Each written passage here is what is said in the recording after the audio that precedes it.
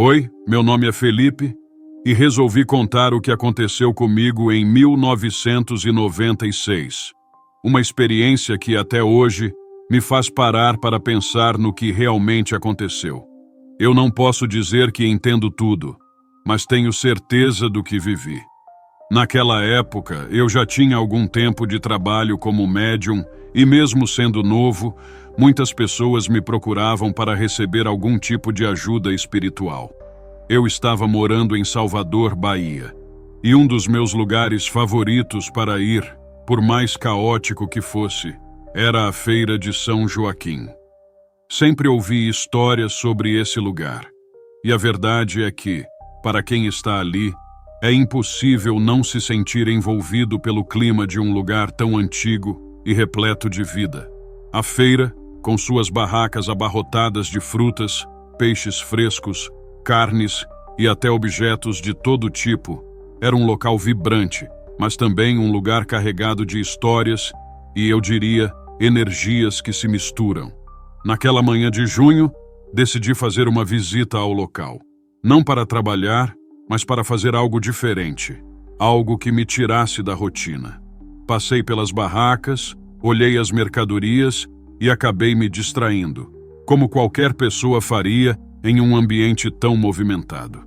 Até que, ao me afastar um pouco, o barulho de todos os vendedores e compradores desapareceu por um instante, e eu comecei a ouvir uma voz. Era uma voz suave, mas desesperada. Algo que me fez sentir uma sensação estranha, como se alguém estivesse pedindo ajuda em algum lugar muito próximo. Eu parei e olhei ao redor, procurando pela origem da voz. Mas ninguém parecia estar falando. O mercado estava tão movimentado quanto sempre. As pessoas não pareciam perceber nada de anormal. Fui caminhando entre as barracas, tentando entender se talvez estivesse imaginando coisas. Mas a voz se repetiu. Ajude-me, por favor. Era como se a voz estivesse vindo de algum canto do mercado, mas não conseguia descobrir de onde. Por um momento, me senti tentado a ignorar o que estava acontecendo, a achar que era apenas o barulho da feira, o vento que passava por ali. Mas algo em mim não permitia que eu fosse embora. Então, tomei a decisão de investigar. Enquanto caminhava por entre os corredores apertados da feira, a sensação de que a voz era real aumentava. Eu podia ouvir claramente palavras, mas não conseguia decifrar o que estavam dizendo. Era como se alguém estivesse em um estado de angústia, mas ao mesmo tempo, muito distante. Passei por mais barracas, e foi quando me deparei com um lugar mais afastado da movimentação. Um pequeno espaço entre duas estruturas de madeira, um pouco isolado, mas que para mim parecia ser o ponto onde aquela voz estava vindo. A voz, agora mais nítida, parecia estar me chamando diretamente, e sem pensar, entrei na pequena abertura. O ar estava pesado, como se aquele espaço fosse carregado por uma energia muito densa. Não havia ninguém ali. Só a feira, a bagunça e o som das vozes se misturando. Quando me aproximei de uma velha barraca de artesanato, que parecia abandonada, a voz ficou mais clara. Ajude-me. Aqui.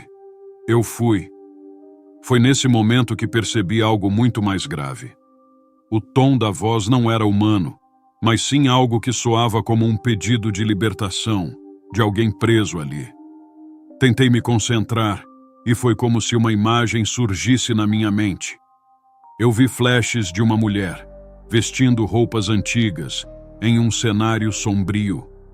Parecia que ela estava em um tipo de caverna ou subterrâneo, e o medo em seus olhos era palpável. Ela não falava, mas sua expressão pedia por ajuda. Nesse instante, percebi que aquela alma ainda estava presa ali, no mercado.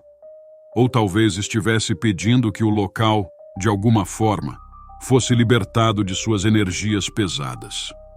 Sem entender muito bem o que estava acontecendo, comecei a percorrer mais aquele espaço. Como médium, senti que ali havia algo além das simples feiras, algo de muito mais peso e sofrimento. Mas o que exatamente? A princípio pensei que fosse apenas uma impressão minha. No entanto, a sensação de que aquela alma queria ser ouvida me tocou profundamente. Eu não sabia como ajudar. Então, voltei até o meio da feira, o som daquelas vozes que se misturavam, e me sentei num banco próximo. Eu precisava entender o que estava acontecendo, de onde vinham essas vozes e por que estavam lá. Foi aí que comecei a perceber.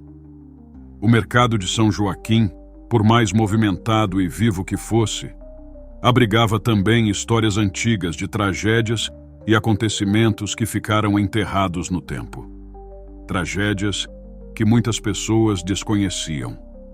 Quando comecei a perguntar a algumas pessoas mais antigas sobre o local, as histórias surgiram. Falaram de mortes não naturais, de espíritos perdidos, de almas de pessoas que sofreram muito naquele lugar. Cada uma dessas histórias me fez entender que a Feira de São Joaquim era muito mais do que um simples mercado. Ela era um ponto de convergência para almas que, por algum motivo, estavam presas ali, aguardando por uma solução. Mas havia algo mais. Essas almas não estavam apenas pedindo ajuda de maneira geral, como se precisassem de uma oração ou uma intervenção divina. Elas estavam pedindo para serem libertadas daquele lugar, como se o mercado fosse um cárcere, um lugar onde a dor e o sofrimento estavam impregnados no ar. Eu não sabia como fazer isso. Eu só sabia que as vozes não podiam ser ignoradas. Mesmo com a mente confusa, eu senti que o próximo passo seria entender qual história específica estava por trás daquele sofrimento. A dor que estava pedindo para ser resolvida. Depois de ouvir aquelas vozes na primeira vez, sabia que algo estava errado, algo que eu precisava entender. Voltei à Feira de São Joaquim dias depois, decidido a investigar mais a fundo o que estava acontecendo. A sensação de estranheza só aumentava, o ambiente parecia carregado e as vozes continuavam, ora mais fracas, ora mais intensas, mas sempre pedindo por ajuda. Fui atrás de mais informações e encontrei Dona Eulália, uma médium experiente da cidade. Ela falou comigo sobre o passado do mercado, algo que eu ainda não sabia. Contou-me sobre um grande incêndio que havia ocorrido ali no início do século XX. Muitas pessoas haviam morrido tentando salvar suas mercadorias, e aquelas almas, segundo ela, estavam aprisionadas naquele lugar, incapazes de seguir em frente. O incêndio foi um acontecimento trágico, e por mais que o tempo tivesse passado, as almas dessas vítimas estavam condenadas a reviver o sofrimento e a angústia daquele momento. Aquelas palavras me marcaram profundamente. Eu já havia sentido que havia algo estranho no mercado, mas agora tudo fazia mais sentido. Não era só a energia carregada do lugar, era a presença de almas que ainda aguardavam libertação. Decidi voltar lá, tentar algo para ajudar. Quando retornei, a sensação de tensão estava ainda mais forte. O ar parecia mais pesado e as vozes continuavam me chamando.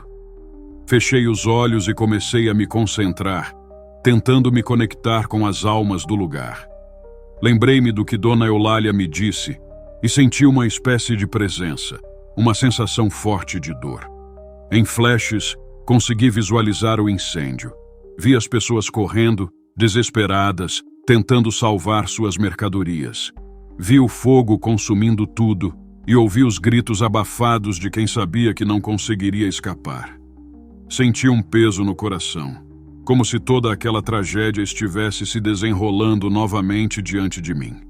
Aquela dor, aquela angústia, parecia estar impregnada em cada parede, em cada esquina daquele mercado. As vozes que eu ouvia agora eram mais claras. Não eram apenas pedidos de ajuda, eram gritos de almas que estavam perdidas, incapazes de seguir para o descanso.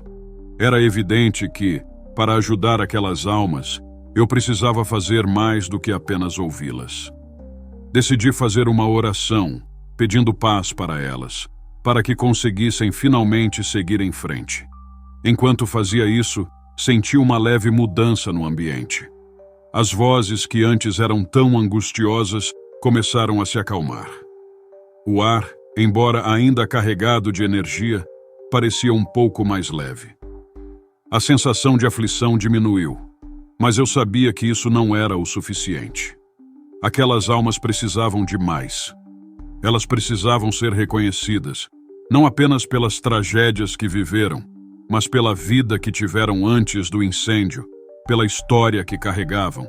E, de certa forma, aquele reconhecimento já era um passo importante para ajudá-las a seguir em frente. Com o tempo, o mercado foi se tornando menos opressor. A sensação de pânico foi se dissipando e eu sentia que algo de bom estava acontecendo ali. As almas, embora ainda presentes, pareciam menos atadas àquele sofrimento eterno. Aquele lugar não era mais só um mercado, mas um espaço de memória, onde o passado e o presente se encontravam. Toda vez que volto à Feira de São Joaquim, percebo que algo mudou. O ar está mais leve, as vozes não são mais tão fortes, mas ainda sinto uma presença ali, como se a energia do lugar estivesse, aos poucos, se transformando. Algo me diz que, com o tempo, aquele mercado será um lugar de paz, e as almas que ali permanecem, finalmente, encontrarão o descanso que tanto buscam. Eu nunca fui do tipo que acredita em histórias sobrenaturais, mas o que aconteceu na minha visita à Casa das 11 Janelas, em Belém, no Pará, mudou completamente minha visão sobre o que é possível ou não.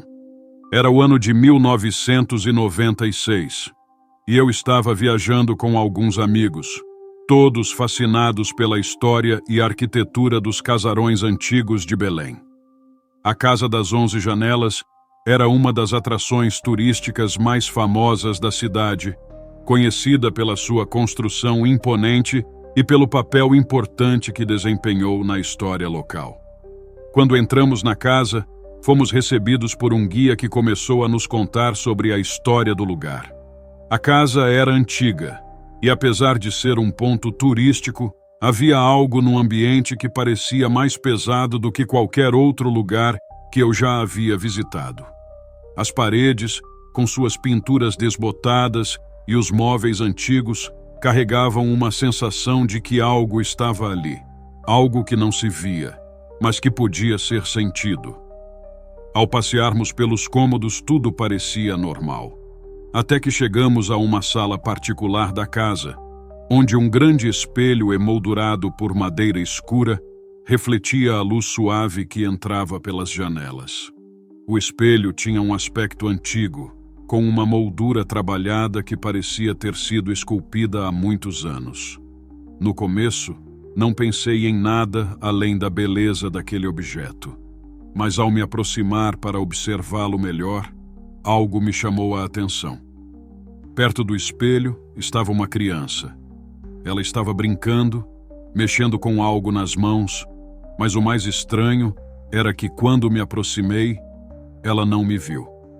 Ela parecia concentrada no que estava fazendo, sem olhar para ninguém. O que me incomodou não foi o fato de a criança estar ali, mas sim o fato de que ninguém mais parecia perceber o que eu estava vendo. Olhei para os meus amigos, mas estavam todos distantes, olhando as outras peças da casa.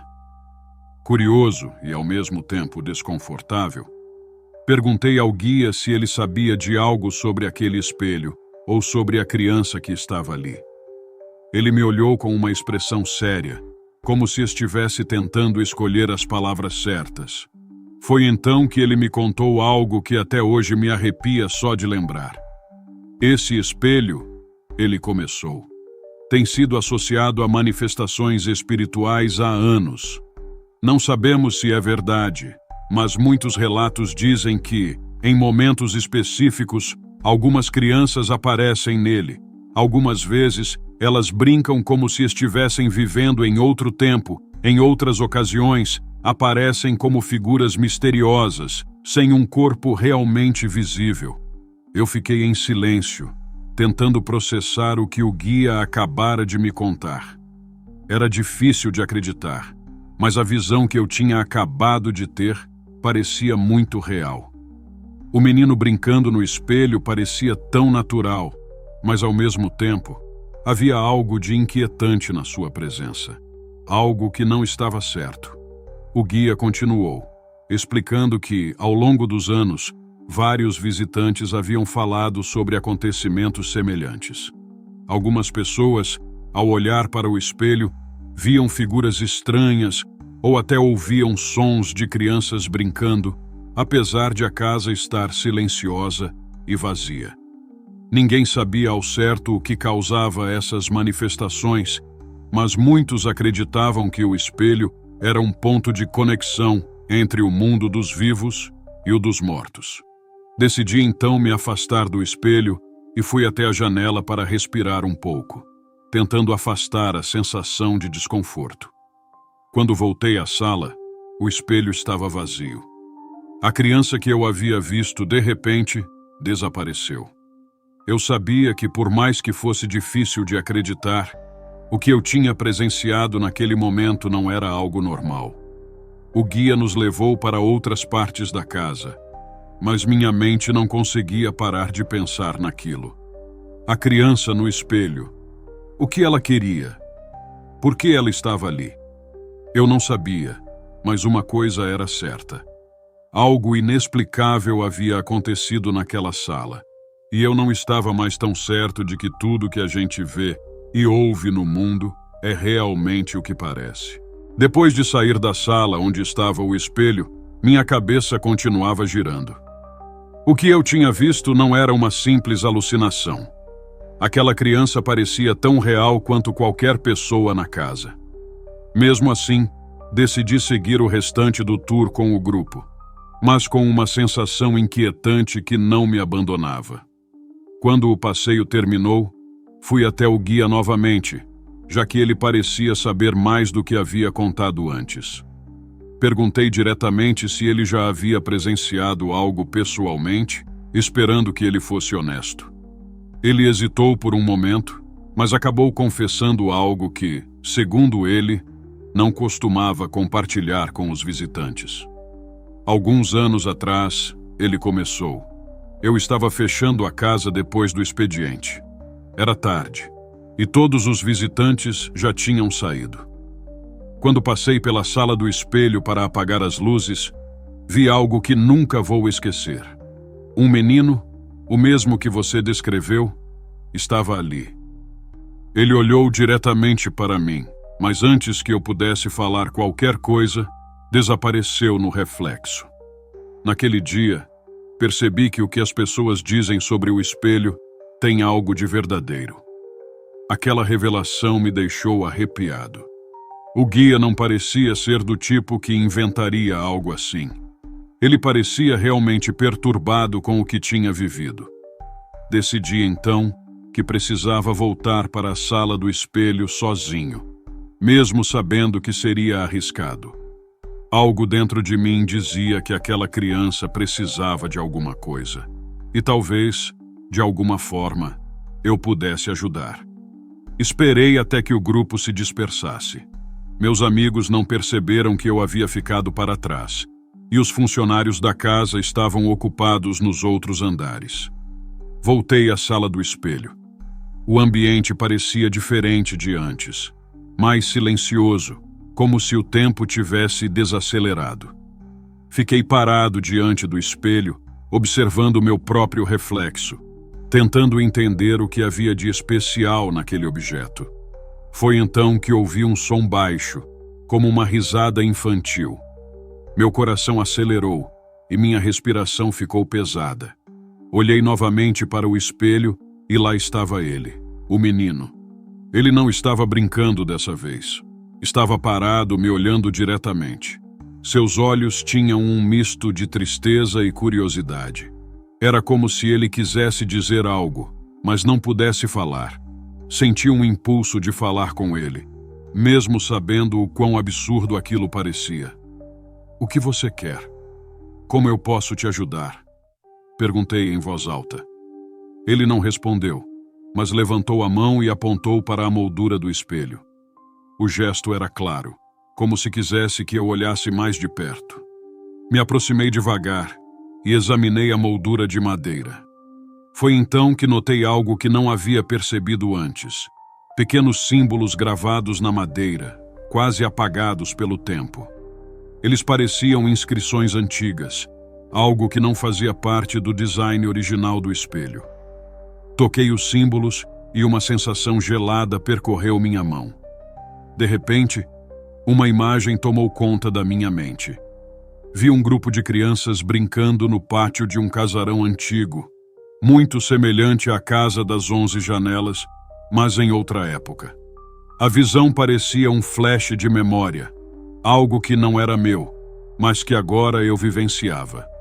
Uma das crianças caiu e ficou imóvel, enquanto as outras corriam para buscar ajuda.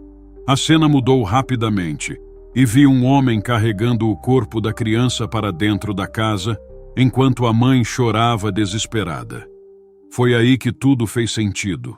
O menino do espelho era aquela criança, presa ali por algum motivo que eu não compreendia completamente. Quando voltei a mim, o espelho estava vazio novamente. O menino havia desaparecido, mas eu sabia que ele ainda estava lá de alguma forma. O guia me encontrou pouco depois e, percebendo minha expressão, perguntou se eu estava bem. Contei a ele o que havia acontecido e descrevi os símbolos na moldura. Ele pareceu surpreso, mas não incrédulo. Talvez esses símbolos sejam a chave para libertar essa alma, disse ele pensativo. Pode ser que o espelho seja mais do que um simples objeto. Talvez ele seja uma espécie de portal, algo que mantém o menino preso aqui. Eu nunca soube exatamente como aquilo terminou. Apesar de tudo, a experiência na Casa das 11 Janelas me marcou profundamente. Ainda penso no menino e no que poderia ter feito para ajudá-lo. Talvez, algum dia, alguém descubra a verdade por trás do espelho e consiga dar paz a essa alma perdida. Se você já visitou a Casa das 11 Janelas e teve uma experiência parecida, ou conhece alguém que passou por algo inexplicável, deixe um comentário. Quero saber sua história e descobrir o que mais há por trás deste mistério. Meu nome é André, e escrevo para o canal porque sinto que preciso dividir algo que aconteceu comigo em 1999, durante uma visita ao cemitério do Bonfim, em Belo Horizonte. Essa experiência mexeu profundamente comigo, a ponto de, mesmo após anos e várias conversas com amigos e familiares, eu ainda não conseguir esquecê-la. Naquele dia, fui ao cemitério para acompanhar o enterro de um parente distante. Nunca gostei muito de velórios ou funerais, mas decidi ir por respeito à família. O Bonfim, com seus túmulos antigos e atmosfera carregada, sempre me causou um certo desconforto. Apesar disso, me peguei admirando as esculturas e lápides ao caminhar pelas alamedas sombreadas, tentando distrair a mente do peso da ocasião. O velório ocorreu em uma das capelas. Era uma cerimônia simples, com poucas pessoas. Durante um momento de silêncio, olhei pela janela e notei uma mulher parada a poucos metros de um túmulo, sozinha. Ela vestia roupas discretas, mas parecia deslocada em meio aos outros visitantes. Algo nela chamava a atenção. Seus movimentos eram lentos e hesitantes, como se estivesse em conflito consigo mesma. Fiquei observando-a por alguns minutos. Ela parecia conversar com alguém, embora estivesse sozinha. Sua expressão alternava entre tristeza e arrependimento. Por um instante pensei que fosse alguém da família enlutada visitando o túmulo de outro ente querido. Mas algo não se encaixava. A maneira como ela olhava para o túmulo, como se estivesse tentando se comunicar com ele, me deixou intrigado. Quando a cerimônia terminou, me despedi dos parentes e resolvi dar uma volta pelo cemitério. Minha intenção era clarear a mente, mas também estava curioso sobre aquela mulher. Passei por diversos túmulos, tentando localizá-la novamente, até que a vi. Ela ainda estava lá, no mesmo lugar, de frente para o túmulo, com as mãos juntas, como se estivesse rezando. Tomei coragem e me aproximei devagar, tentando não parecer invasivo. Quando cheguei perto, percebi que ela estava murmurando algo. Sua voz era baixa, quase inaudível. Consegui captar apenas algumas palavras. Me perdoe, não tive coragem. Meu coração apertou, como se algo dentro de mim sentisse a dor que ela carregava. Quando estava prestes a falar com ela, ouvi passos atrás de mim e me virei. Era o zelador do cemitério, um homem idoso e simpático que cumprimentava os visitantes. Perguntei a ele se conhecia a mulher. Ele olhou para onde eu apontava, mas, para minha surpresa, respondeu que não via ninguém ali. Fiquei confuso e insisti. Ela está bem ali, de frente para aquele túmulo. Ele franziu a testa e balançou a cabeça negativamente. Meu filho, talvez você esteja vendo coisas. Nesse lugar, é comum as pessoas se impressionarem. Quando voltei a olhar para o túmulo, ela não estava mais lá. Uma sensação gelada percorreu meu corpo. Eu sabia o que tinha visto, e não era fruto da minha imaginação. Antes de ir embora, decidi verificar o túmulo onde a mulher estava parada. A lápide estava desgastada, mas ainda era possível ler o nome: Ana Carolina. Abaixo, uma inscrição dizia: que sua alma encontre a paz que não teve em vida. Fiquei arrepiado. Quem era ela? E por que eu tinha sentido tanta dor ao observá-la? Naquela noite, a figura daquela mulher não saía da minha mente. Tinha algo nela que parecia buscar algo, um pedido de perdão ou reconciliação que não foi possível em vida. Decidi investigar mais, mas o que descobri só tornou tudo mais estranho. Depois daquela experiência no cemitério, voltei para casa com a cabeça cheia de perguntas. Quem era Ana Carolina? E por que a presença daquela mulher, ou o que quer que fosse, parecia tão carregada de tristeza e arrependimento? Durante dias, não consegui parar de pensar nisso. Era como se algo ou alguém quisesse que eu investigasse mais sobre aquela história. Conversei com um amigo próximo, Daniel, que era fascinado por histórias antigas de Belo Horizonte. Ele sugeriu que fôssemos à biblioteca pública buscar informações sobre Ana Carolina. Achei a ideia interessante e alguns dias depois, lá estávamos, vasculhando jornais antigos e registros relacionados ao cemitério do Bonfim. Depois de algumas horas de pesquisa, encontramos algo. Um artigo datado de 1978 mencionava uma mulher chamada Ana Carolina, que havia falecido tragicamente. Segundo a matéria, ela tinha tirado a própria vida após anos de desentendimentos com a família, especialmente com um irmão mais velho, com quem tinha rompido contato pouco antes de morrer. O artigo não entrava em muitos detalhes, mas deixava claro que a morte dela havia deixado marcas profundas naqueles que a conheciam. Ao ler aquilo, senti um aperto no peito. As palavras que ouvi no cemitério, me perdoe, não tive coragem, agora faziam sentido. Ana Carolina parecia estar presa em um ciclo de arrependimento, talvez buscando o perdão de alguém que nunca conseguiu alcançar em vida. Decidi voltar ao cemitério, desta vez com Daniel. Queria entender se o que vivi foi real ou apenas minha imaginação. Quando chegamos ao túmulo de Ana Carolina, tudo parecia calmo. Não havia sinal da mulher que eu tinha visto antes. Mesmo assim, senti a mesma sensação estranha de antes, como se o ar ao redor estivesse pesado. Daniel, que sempre foi mais cético do que eu, tentou explicar a situação de forma racional. Pode ser que você tenha se impressionado com a atmosfera do lugar. Isso aqui é cheio de histórias tristes. É natural que a gente sinta algo diferente.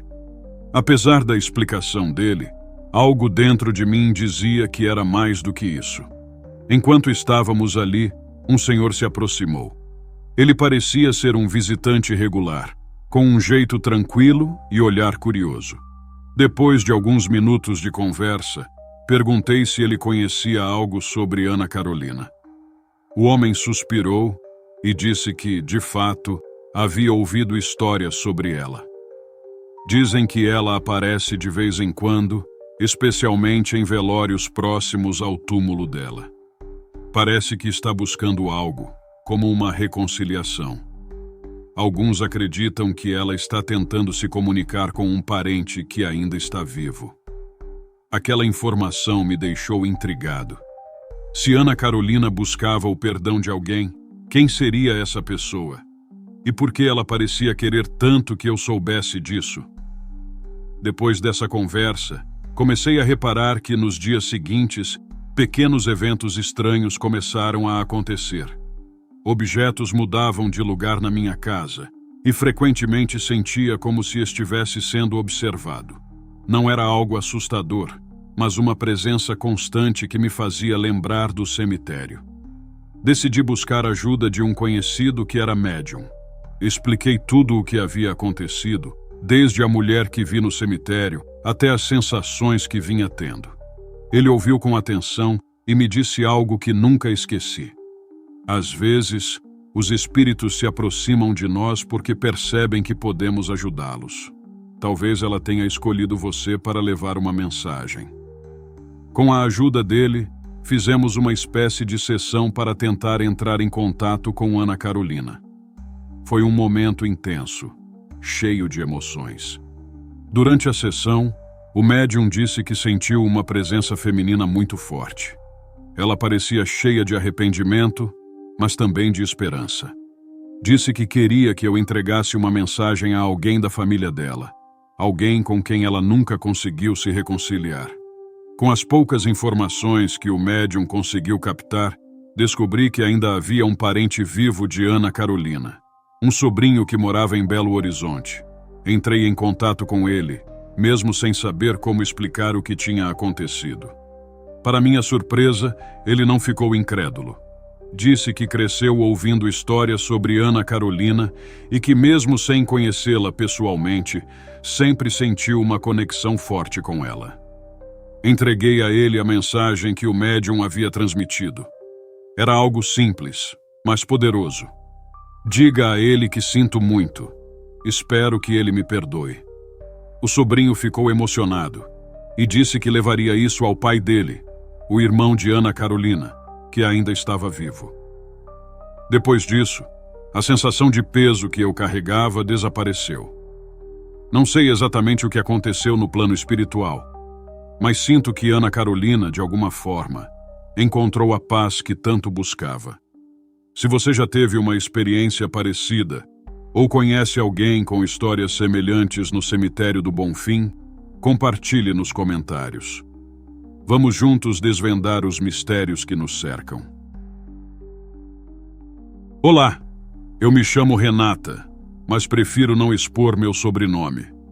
Quero compartilhar uma experiência que vivi em 1996, quando me mudei para Olinda, Pernambuco, na tentativa de buscar um recomeço após alguns problemas pessoais. Escolhi a charmosa Rua do Amparo por ser um lugar calmo, cheio de casarões históricos e com uma energia única. Mal sabia eu que esse mesmo ambiente seria palco de algo que me deixaria inquieta por muito tempo. Na época, aluguei uma pequena casa térrea, modesta, mas acolhedora. Os primeiros dias foram tranquilos e me adaptei rapidamente ao ritmo das ruas. A música, a arte e a simpatia das pessoas faziam o lugar parecer mágico. No entanto, 2 semanas depois, comecei a ter sonhos estranhos. Eram sempre com pessoas que eu nunca havia visto, mas que nos sonhos pareciam extremamente familiares. Essas pessoas não faziam nada de extraordinário. Algumas apenas conversavam entre si, outras pareciam interagir comigo, mas não em palavras. Era como se suas emoções se conectassem às minhas. O que me chamou a atenção foi a nitidez dos detalhes.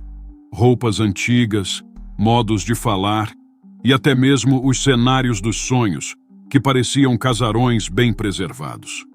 No início, achei que fosse apenas resultado de minha adaptação ao novo ambiente. Mas a frequência desses sonhos aumentou, e eles passaram a ser quase diários. Certa noite, sonhei com uma senhora muito idosa que me entregava um broche dourado enquanto dizia: "É para você continuar o trabalho." Acordei com essa frase ecoando na minha cabeça, sem entender o que ela significava. Contei o que estava acontecendo para minha vizinha, Dona Ivone, uma senhora que morava na rua há décadas e conhecia bem a história de cada canto dali. Quando mencionei o sonho com a idosa, seus olhos arregalaram. Sem hesitar, ela me perguntou como era o broche. Descrevi o objeto e sua expressão ficou ainda mais séria. Ela me disse que minha descrição era idêntica ao de um broche que pertencia a uma antiga moradora da Rua do Amparo, Dona Cecília, que havia falecido muitos anos atrás. Cecília era uma mulher muito envolvida na preservação do patrimônio histórico de Olinda e era conhecida por sua dedicação às artes. Ivone ainda acrescentou que Cecília morava em um casarão que ficava a poucos metros da minha casa. Apesar de achar aquilo tudo intrigante, tentei não dar tanta importância. Pensei que talvez meu inconsciente estivesse captando informações do ambiente e as reproduzindo nos sonhos. Afinal, eu andava pelas ruas e ouvia as histórias locais, então poderia estar misturando tudo na minha cabeça. Mas os sonhos continuaram. E o mais assustador é que as pessoas que apareciam neles começaram a se repetir. Era como se eu tivesse criado um vínculo com elas, mesmo sem entender por quê. E não parava por aí. Eu também sentia uma presença forte dentro da minha casa. Não era algo necessariamente ruim, mas uma sensação constante de que eu não estava sozinha. Certa vez, ao arrumar uma estante que ficava na sala, encontrei um pequeno livro de capa dura, bastante desgastado. Ele estava escondido no fundo da estante e parecia ter sido esquecido ali há muito tempo. Ao abri-lo, vi que era um diário, mas as páginas estavam em branco. No entanto, a sensação que aquele objeto me transmitiu foi tão intensa que fiquei arrepiada. No mesmo dia, decidi explorar mais a fundo a história do local e visitei o Instituto Histórico de Olinda. Lá fui atendida por um senhor chamado Anselmo, que parecia saber tudo sobre as construções da cidade. Contei sobre os sonhos e o que havia encontrado, e ele sugeriu que talvez minha casa estivesse conectada de alguma forma às pessoas que apareceram nos meus sonhos. Conforme eu explicava os detalhes, ele folheou um grande livro de registros e parou em uma página. Anselmo apontou para uma lista de antigos moradores da Rua do Amparo e disse: "Renata, sua casa pertenceu a uma família muito conhecida, e algumas dessas pessoas que você descreveu podem ter vivido ali." Depois de ouvir as palavras de Anselmo no Instituto Histórico, comecei a enxergar tudo com outros olhos. A ideia de que minha casa poderia estar conectada às pessoas dos meus sonhos me deixava intrigada, mas também um pouco temerosa. Mesmo assim, decidi investigar mais. Perguntei sobre a família que havia morado ali e, com paciência, Anselmo revelou alguns detalhes. Ele me contou que, no início do século passado, o casarão onde eu vivia pertencia à família Bezerra. Eram comerciantes conhecidos, mas enfrentaram uma série de tragédias ao longo dos anos. A morte de 2 filhos pequenos, ambos acometidos por febres inexplicáveis, marcou profundamente a história da família. O mais assustador foi que, entre os registros históricos, constava que a mãe, Adelaide Bezerra, costumava guardar um broche dourado como lembrança de seus filhos. Quando ouvi isso, senti um arrepio percorrer meu corpo. O broche dos sonhos, a figura da senhora e até mesmo a sensação de estar sendo observada faziam um estranho sentido agora. Perguntei a Anselmo se havia mais registros sobre o que aconteceu com a família após essas perdas, mas ele disse que os detalhes eram escassos. A única coisa que sabia é que depois das mortes, Adelaide foi vista vagando pela rua, como se procurasse algo ou alguém. Voltei para casa naquela noite com a cabeça a mil. Ao entrar, notei que o pequeno diário que eu havia encontrado na estante agora estava sobre a mesa da sala. Juro que não me lembro de tê-lo colocado ali. Peguei o livro e, pela primeira vez, percebi que a última página estava rabiscada.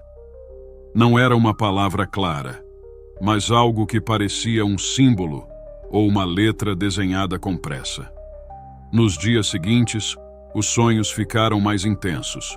Agora, era como se as figuras que antes apenas apareciam começassem a interagir comigo de maneira mais direta. Em uma das noites, sonhei que estava em um salão grande, com música e danças, como se fosse um evento de outra época. Ali, vi as mesmas pessoas dos sonhos anteriores, e no meio da multidão estava a mulher idosa que me entregou o broche. Ela apontou para uma escada que levava ao sótão de uma casa.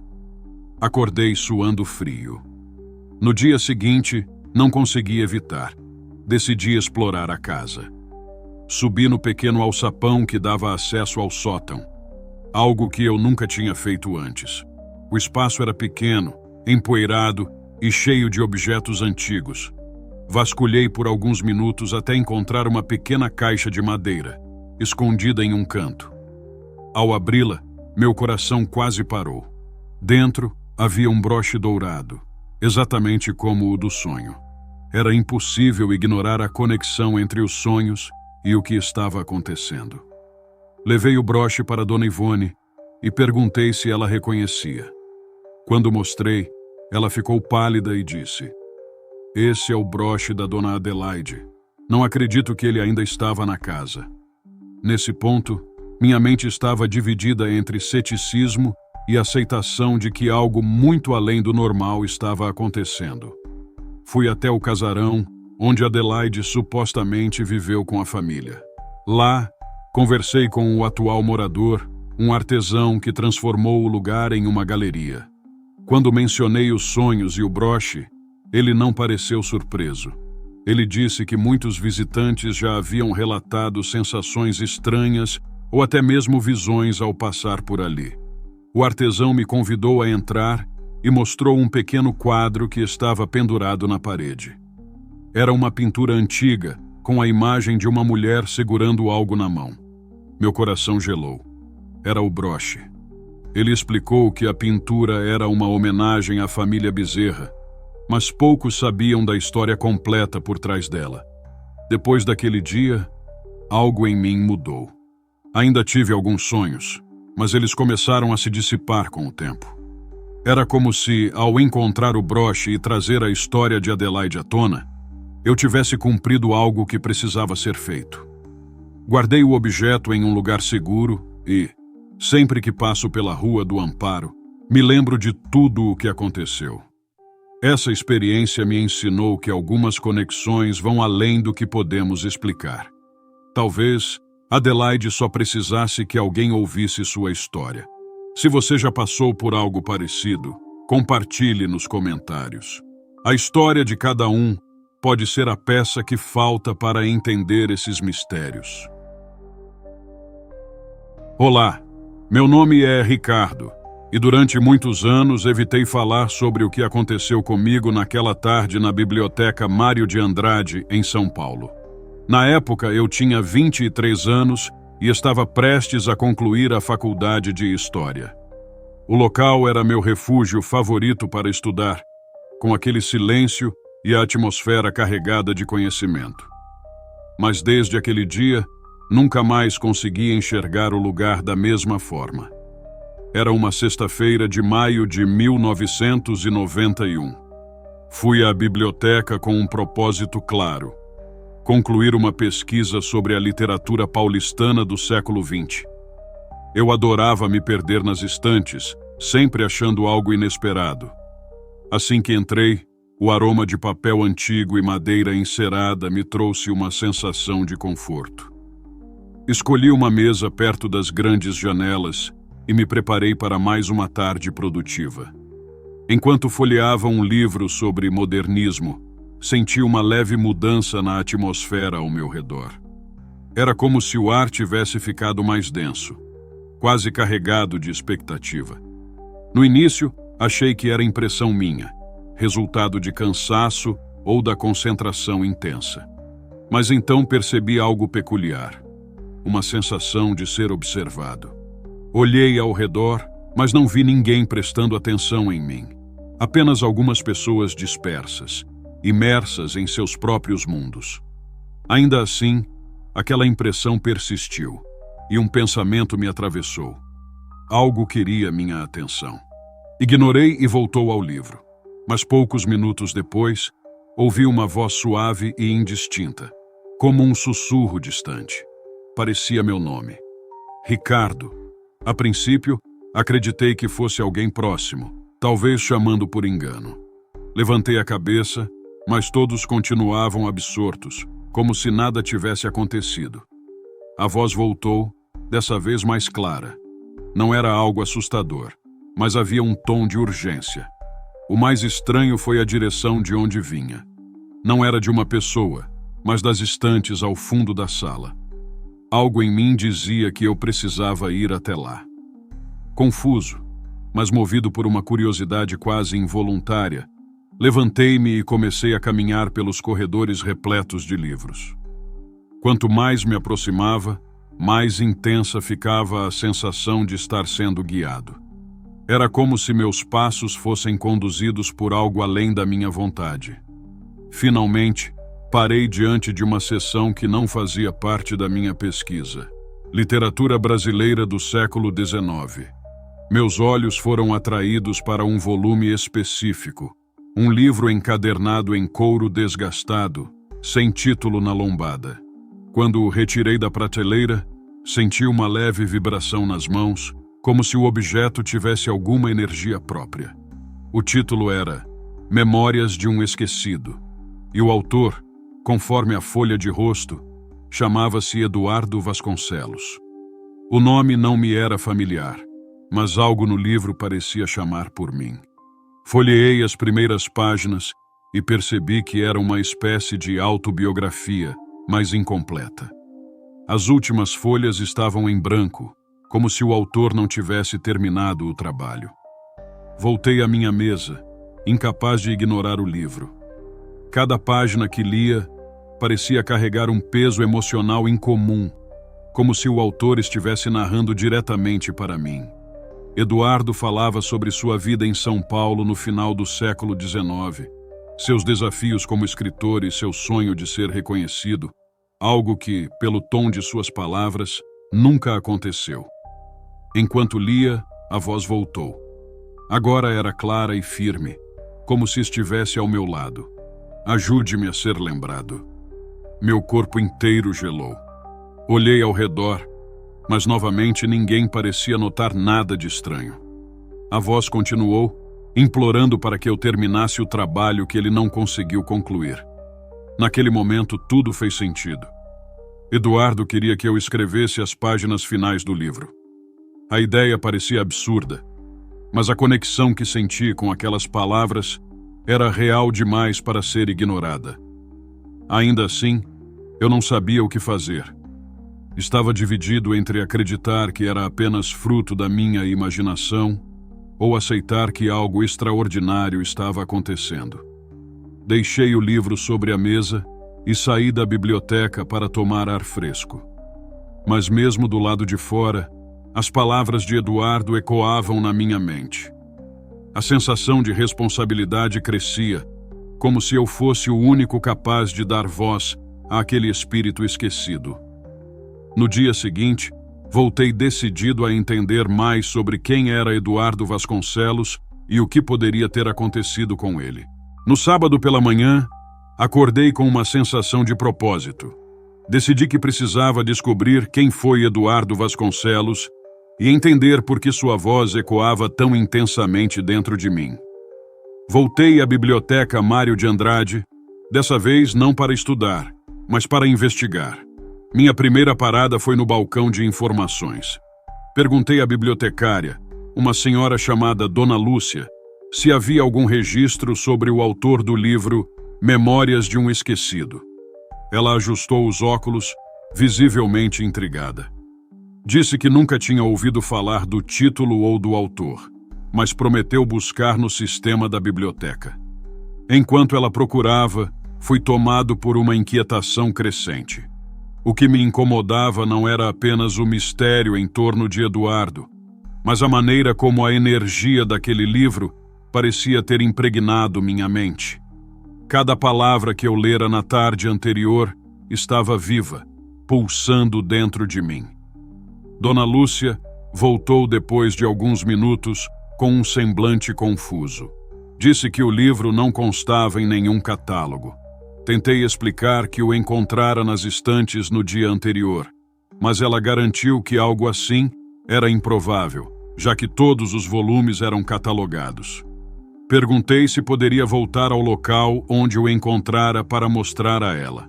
Ela concordou, curiosa, e me acompanhou.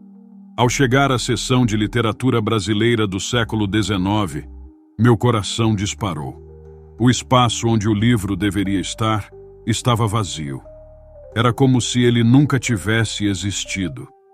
Disse a Dona Lúcia que o havia levado para minha mesa na tarde anterior. Mas, quando voltamos ao salão principal, o livro também não estava lá. Ela me lançou um olhar preocupado e, com delicadeza, sugeriu que talvez eu tivesse confundido algo. Frustrado, decidi seguir outro caminho.